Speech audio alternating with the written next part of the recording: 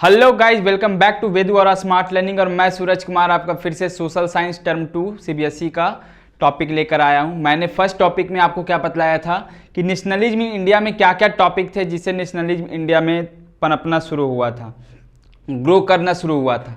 इसमें मैंने बहुत सारी टॉपिक्स कवर की थी। इसके बाद आज मैं बात कर रहा हूँ नेशनलिज्म इन इंडिया में कि खिलाफत आंदोलन इंडिया में क्यों हुआ था। जैसे अभी मैंने क्या बात किया था कि फर्स्ट वर्ल्ड वार पे इंडिया पे क्या इम्पैक्ट पड़ा था, सोशलिज्म से रिलेटेड, इकोनॉमिकल में, फाइनेंशियली में, आपका बहुत सारे ऐसे टॉपिक्स है जिसके कारण इंडिया पे फर्स्ट वर्ल्ड वार का इफेक्ट पड़ा था।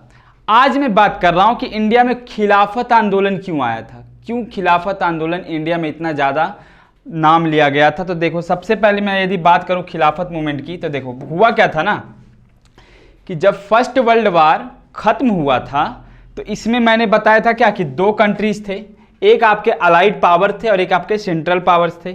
अलाइड पावर में आपके कौन कौन लड़ रहे थे? ब्रिटेन थे, फ्रांस थे, रसिया थे, जापान थे, इटली थे। और आपके जो सेंट्रल पावर्स में थे वो कौन थे? जर्मनी थे, ऑस्ट्रो हंगरी थे, बुल्गारिया थे और ऑटोमन अम्पायर थे। जो मेन थे इस ग्रुप के वो कौन थे? ऑटोमन अम्पायर थे।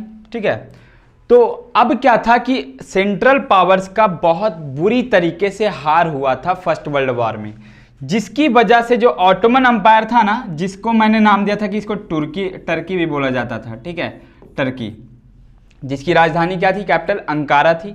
तो इसमें क्या हुआ था ना, जैसे ही आपका सेंट्रल पावर्स हारा तो ऑटोमन अम्पायर जो तुर्की था, वो क्या हुआ ना कि इसके जितने भी साम्राज्य थे, पहले आप ये समझो कि 14, 15 और 16 सेंचुरी के आसपास ये जो ऑटोमन अम्पायर थे काफ़ी ज़्यादा बड़ा था, काफ़ी ज़्यादा फैला हुआ था। ठीक है, लेकिन जैसे ही इसकी वर्ल्ड वार फर्स्ट में हार हुई तो इसके कुछ कुछ पार्ट क्या हुए था, कुछ फ्रांस को मिल गए, कुछ इटाली को मिल गए, कुछ आपके खुद को मिले, कुछ आपका मतलब सारा क्या हुआ ना कि इसका जितना भी एम्पायर था वो बट गया, जिसकी वजह से। और समझो, ओटोमन अम्पायर के जो राजा होते थे ना, ये क्योंकि मुस्लिम साम्राज्य था तो यहाँ के जो मेन होते थे वो कहलाते थे खलीफा। ठीक है, कालिफ ऐसे बोला जाता। तो देखो बात को समझो, हुआ क्या था कि ऑटोमन अम्पायर का काफ़ी बुरी तरीके से हार हुआ था। आप पहले ऑटोमन अम्पायर के बारे में जानो कि एक्चुअल में ऑटोमन अम्पायर, जिसका आज नाम तक नहीं लिया जाता है, एक वक्त ये दुनिया का सबसे ज़्यादा पावरफुल रूल रहा कर, बहुत ज़्यादा पावरफुल रहा करता था कंट्री। देखो बात करूं यदि ऑटोमन अम्पायर की, तो सबसे पहले इसमें बात करो तुर्की। इसको क्या है? तुर्की नाम दिया जाता। तुर्की के जो जनजाति थे ना, इन्होंने ही ऑटोमन अम्पायर की स्थापना की थी, इस्टेब्लिशमेंट की थी। कब? 1299 में, यानी कि 13th सेंचुरी में क्या था, ऑटोमन अम्पायर मतलब नज़र में आया था। उसके बाद it remains the most powerful empire in 14, 15 and 16 century. अभी मैंने वही बात की थी कि आपका 14th सेंचुरी, 15th सेंचुरी और 16th सेंचुरी में सबसे ज़्यादा पावरफुल यदि कोई एम्पायर था तो वो क्या था? आपका ऑटोमन एम्पायर था। फिर इसके जो सुल्तान होते थे, मैंने ये भी बताया कि इनका जो सुल्तान होता था, सुल्तान ऑफ ऑटोमन एम्पायर कॉल्ड कालिफ। कालिफ को ही खलीफा बोला जाता था। यानी कि जो सुल्तान होते थे आपके ऑटोमन एम्पायर के, उनको क्या कहा जाता था? खलीफा कहा जाता, जिनका काफ़ी ज़्यादा मुस्लिम साम्राज्य में रिस्पेक्ट था। उनको सबसे ज़्यादा मतलब क्या वैल्यू दिया जाता, सबसे ज़्यादा, इसलिए खलीफा को माना जाता था ऑटोमन एम्पायर का क्या? सुल्तान। उसके बाद the Ottoman empire was defeated in WW1, world war first में क्या हुआ था? ऑटोमन एम्पायर की काफ़ी बुरी तरीके से हार हुई थी, जिसके कारण जो इटली थे, फ्रांस थे, ये सारे लोग क्या किए ना, इसको मतलब बांटना शुरू कर दिए सबको। मतलब कि देखो बात समझो कि जैसे मैंने किसी देश को जीता है, किसी जगह को जीता है, किसी प्लेस को जीता है, तो आप क्या करो कि उस प्लेस पे जो भी चीज़ है वो मेरे हक में रहेगा। ये बात आप समझते हो नहीं? उसी तरह से जब फ्रांस ने इस देश को जीता, ब्रिटेन ने इस ऑटोमन एम्पायर को जीता, तो इन ब्रिटेन वासियों ने क्या किया, ब्रिटेन के लोगों ने क्या किया कि इस ऑटोमन एम्पायर को कुछ कुछ पार्ट में क्या कर दिया, कुछ फ्रांस को दे दिया, कुछ ब्रिटेन खुद रख लिया, कुछ इटली को मिल गया और कुछ खुद को ही रख दिया कि भाई तुम भी रखो, तुम भी अपना जो देखना है देख लो, इतना में ही मतलब सबको शेयर कर दिया आपस में। इतने बड़े साम्राज्य का क्या हो गया था? शेयरिंग हो गया था, बंटवारा हो गया था। ये बातें इंडिया से क्यों रिलेटेड है? तो अब देखो एक बात, एक क्वेश्चन मैं करता हूं जो कि आपका जो है क्वेश्चन में ही आपको एक्सप्लेनेशन दे दूंगा कि आपका क्वेश्चन क्या है कि explain the meaning of the Khilafat movement and examine the role of Gandhi ji. अब बात को समझो कि खिलाफत आंदोलन जो था वो भारत के दो भाई, एक मोहम्मद अली जिन्ना और एक शौकत अली जिन्ना, दो भाई थे जिनको ये बात रास नहीं आई थी कि खिलाफत आंदोलन में क्या किया जाता था ना, कि सुल्तान का जो पद होता था, पद मतलब उसका जो होना था, रूल जो करता था, उसका सारा मतलब क्या गया, छीन लिया गया, उसका सारा बादशाहत जो था वो छीन लिया गया था ब्रिटिश एम्पायर के द्वारा। ठीक है, इसके कारण क्या हुआ कि आपके जो ऑटोमन एम्पायर के लोग थे, जो खलीफा लोग थे, उनमें क्या हो गया ना कि थोड़ी नाराजगी आ गई कि ऐसा कैसे हो सकता है, भले ही हम युद्ध में हारे हैं, हम लड़ाई में हारे हैं, लेकिन इसका मतलब ये नहीं कि हमारा वर्चस्व भी खत्म किया जाए। इसके लिए इन्होंने खिलाफत आंदोलन चलाया।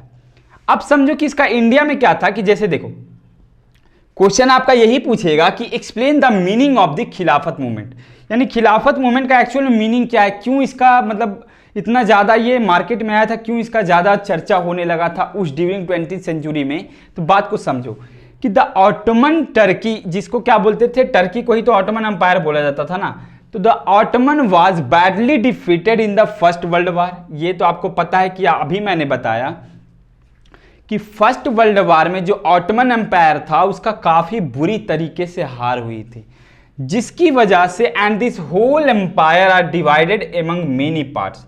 अभी मैंने बताया कि जैसे इसका जब एम्पायर का हार हुआ था, इस ऑटोमन एम्पायर का, तो इसको बहुत सारे पार्ट में बांट दिया गया था। पार्ट में बांट देने से इन द सेंस क्या हो गया कि इनके जो एम्पायर थे इतने बड़े, उनमें से कुछ को क्या कर दिया गया, फ्रांस को दे दिया गया, कुछ ब्रिटेन को दे दिया गया, कुछ नुमानिया को दे दिया गया, और कुछ खुद ऑटोमन एम्पायर के पास भी रहा था। जिसकी वजह से अब देखो, some of them including France, Britain, Romania etc, मतलब कुछ इन लोगों को दे दिया गया। फिर क्या हुआ कि they spiritually head of the Islamic world the Khalifa. अब देखो ऑटोमन एम्पायर के जो मेन होते थे, जो हेड होते थे, जो सुल्तान होते थे, वो खलीफा कहलाते थे, और इन खलीफा को इनके पद से हटाया जाने लगा। मतलब ब्रिटेन लोग के जो वासी थे, ब्रिटेन लोग के जो मतलब पर्सन लोग रहते थे, नागरिक थे, सिटीजन थे, उन्होंने क्या किया था कि इस ऑटोमन एम्पायर को इस्लामिक वर्ल्ड से आज़ादी देने का फैसला लिया था कि अब यहाँ खलीफा लोग नहीं राज करेंगे बल्कि ब्रिटिश साम्राज्य होगा यहाँ। ये बातें इंडिया में दो लोग जो थे, मोहम्मद अली जिन्ना और शौकत अली जिन्ना, इन दोनों को क्या हुआ, पसंद नहीं आया था, जिसकी वजह से एक Khilafat committee was formed in Bombay in March 1990 to defend the Khalifa. मतलब खलीफा को बचाने के लिए, क्योंकि खलीफा जो होता था ना वो मुसलमानों का सबसे ज़्यादा रिस्पेक्टफुल पर्सन होता था, वही एक साम्राज्य को अच्छे से चला सकता था, जो काफ़ी लोगों के बीच में एक सिलेक्ट किया जाता था, चुना जाता था। तो इस खलीफा को हटाने, इस खलीफा को बचाने के लिए बॉम्बे में एक खिलाफत कमेटी बैठी। खिलाफत कमेटी जो बैठी वो कब बैठी थी, मार्च 1909 में बैठी थी, जिसकी अध्यक्षता, जिसका जो रूल किया था, जिसका जो हेड थे वो कौन थे, the committee had leaders like the brothers Mohammad Ali Jinnah and Shaukat Ali Jinnah. मतलब कि जो ये बम्बई में बैठा गया था मार्च 1919 में, जो ये बैठक बैठी थी, कमेटी बैठी थी, उसकी जो अध्यक्षता की थी उन्होंने किसने किसने की थी, मोहम्मद अली जिन्ना ने, मोहम्मद अली ने और शौकत अली ने। ये इतनी बातें। उसके बाद आप बोलोगे कि सर यहाँ पर गांधी जी क्यों आए, क्योंकि गांधी जी तो खिलाफत आंदोलन में ऐसा कुछ कंट्रीब्यूशन था नहीं, क्योंकि ये वर्ल्ड वॉर था। वर्ल्ड वॉर से आपका जो मतलब क्या था, आपका खलीफा लोग जो थे वो मुसलमान हटे थे खलीफा। तो इन सब में गांधी जी का क्या कंट्रीब्यूशन था, तो आप बोलेंगे कि सर जो गांधी जी तो थे ना, वो पहले से ये बात चाहते थे, क्या चाहते थे वो, कि जो हिंदू मुस्लिम अलग अलग हैं इंडिया में, उनको किसी तरह बस एक कर दिया जाए, ताकि हमारा जो देश है वो एक मत हो जाए। एक मत बोलने इन द सेंस क्या होगा कि सभी लोग क्या करें, एक तरह के, एक डेमोक्रेसी में भले ही अलग अलग जाति हो, लेकिन सबका जो थिंकिंग हो, सबका जो डेमोक्रेसी हो, क्या हो, सेम हो। ये चीज़ गांधी जी चाहते थे, इसीलिए इनको एक मौका मिल गया। मौका क्या मिला कि जैसे ही मोहम्मद अली जिन्ना और शौकत अली जिन्ना गांधी जी के पास ये प्रस्ताव लेकर आए कि देखिए गांधी जी, हम जो है ना खिलाफत हमारे देश से हटा लिया गया है, हमारे मुल्क से हटा दिया गया है, हम इसको वापस चाहते हैं, इसमें हमें आपकी मदद की ज़रूरत है। ठीक है, तो गांधी जी क्या किए, अब देखो, both were wanted Mahatma Gandhi to take up the cause to build a united mass action, कि खिलाफत आंदोलन में जो खलीफा का पद हटा दिया गया है उसमें गांधी जी आप क्या कीजिए ना कि इसको फिर से यूनाइटेड करने के लिए, फिर से बनाने के लिए हमें आपकी मदद की जरूरत है। तो दिस खिलाफत इशू, देखो, this Khilafat issue gave Gandhi ji the opportunity to bring the Hindus and Muslim on a common platform. अब देखो, यही गांधी जी का तो मतलब था ना कि किसी तरह क्या करना है कि दिस खिलाफत इशू, यानी कि ये खिलाफत इशू एक बहाना था जिसमें गांधी जी को एक बहाना ये मिला, एक तरीका मिल गया जिससे कि आपका जो हिंदू मुस्लिम अलग अलग अभी फिलहाल रह रहे थे उनको कॉमन करने का एक तरीका इनको मिला, क्या, खिलाफत मूवमेंट। ठीक है, एक चीज। उसके बाद यदि मैं आगे बात करूं, रिजल्ट क्या निकला कि Kolkata at the Calcutta session of the Congress in September 1920 the resolution was pass to launch a non cooperation movement. इसलिए खिलाफत आंदोलन में जो खलीफा लोग हैं उनको पद मिले, इसके लिए गांधी जी ने क्या किया था, एक एक्शन लिया था। सितंबर 1920 में एक मीटिंग बैठी थी जिसमें ये पास किया गया, उस पास का क्या नाम था, नॉन क्यूपरेशन मूवमेंट, जिसमें मैं आगे के टॉपिक में ये चीज बतलाऊंगा कि नॉन क्यूपरेशन मूवमेंट क्या था। अभी फिलहाल देखो, the resolution was pass to launch a non cooperation movement in support of Khilafat and also for Swaraj.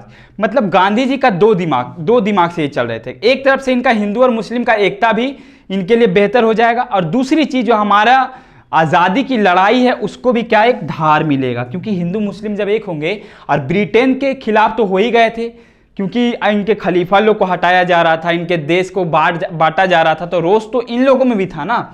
इसलिए इन्होंने क्या किया कि गांधी जी को एक मौका मिल गया कि चलो यही बहाने क्या होगा कि हिंदू मुस्लिम एक हो जाएंगे और ब्रिटिश एम्पायर जो इंडिया में कब्जा जमाए हुए है उसको भी हम लोग हटाने में काफ़ी ज़्यादा मददगार साबित होगी। तो ये क्या किए इन्होंने, क्या किया, नॉन कोऑपरेशन मूवमेंट चलाया, जिसमें ये क्या किए कि एक मूवमेंट चलाया जिसमें खिलाफत आंदोलन पे बहुत ज़्यादा जोर दिया गया और स्वराज की भी बात की गई थी। बट आप ये जानोगे नेक्स्ट क्लास में कि ये खिलाफत आंदोलन जो था एक्चुअल में सफल नहीं, नॉन कोऑपरेशन मूवमेंट जो था ना खिलाफत आंदोलन के लिए जो चलाया गया था वो एक्चुअल में सफल नहीं हुआ था, ड्यू टू कि आपका इसी ड्यूरिंग क्या हुआ था ना कि गांधी जी का नॉन कोऑपरेशन मूवमेंट बंद कर दिया गया था, क्योंकि आपका गोरखपुर जो यूपी में है वहां एक चौरी चौरा कांड हुआ था जिसमें कई पुलिसकर्मी मारे गए थे, जिसके कारण आपके गांधी जी जो थे वो आपका नॉन कोऑपरेशन मूवमेंट, जिसको हम हिंदी में असहयोग आंदोलन कहते हैं, उनको वापस ले लिया गया था।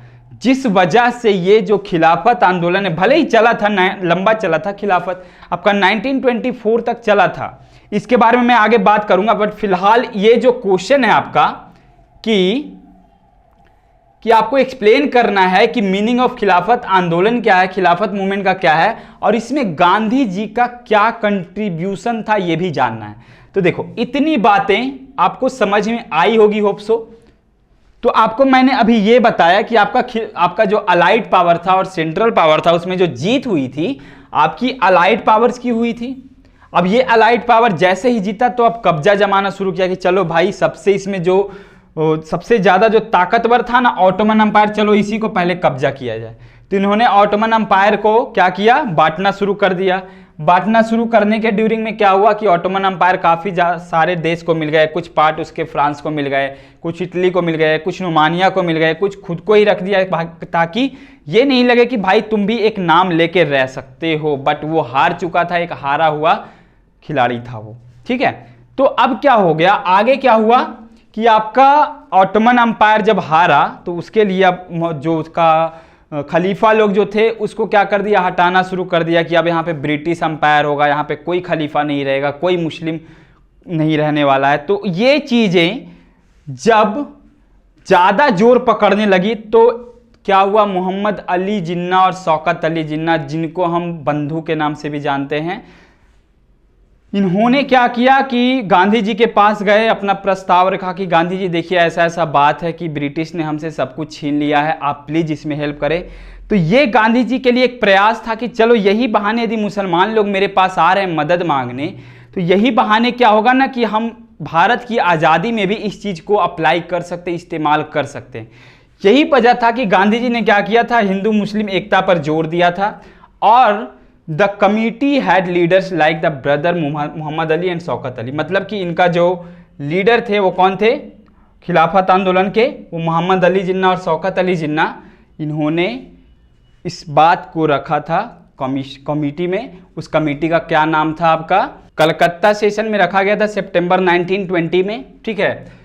बट ये जो नॉन कोऑपरेशन मूवमेंट था वो सक्सेस नहीं किया था। एक चौरा चौरी कांड हुआ था गोरखपुर यूपी में, जिसके कारण इसको क्या कर दिया गया था, बंद कर दिया गया था। ओवरऑल बातें इतनी है, आपको इस क्वेश्चन का आंसर समझना है, देखना है, आपको ये बातें समझ में आई होगी, ठीक है। अभी मैं क्या करता हूँ आपसे ये क्वेश्चन मैं, आप प्लीज़ रिवाइज करो क्योंकि ये क्वेश्चन आपके लिए बहुत ज़रूरी भी है।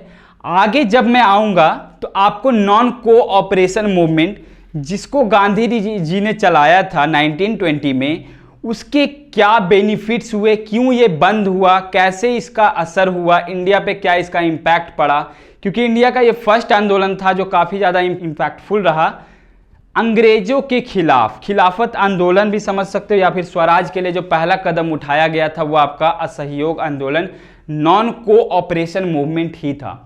तो ओवरऑल बातें अभी फिलहाल इतनी ही करता हूँ। आप सीबीएसई टर्म 2 के लिए खुद को तैयार रखो। मेरे सारे सर, मैथ्स के सर रजनीश सर हो गए, आपके फिजिक्स वाले, मैथ्स के आपके हो गए आरबी सर, फिर आपके देव सर, हम सब मिलकर आपके लिए प्रयास कर रहे हैं ताकि आपके एग्जाम में किसी भी प्रकार की कोई भी दिक्कत नहीं आए। तो आप बस जुड़े रहो यहाँ फिलहाल के लिए। मुझे दो इजाज़त, नेक्स्ट क्लास में फिर से मिलते हैं एक नए फ्लो के साथ। Good bye.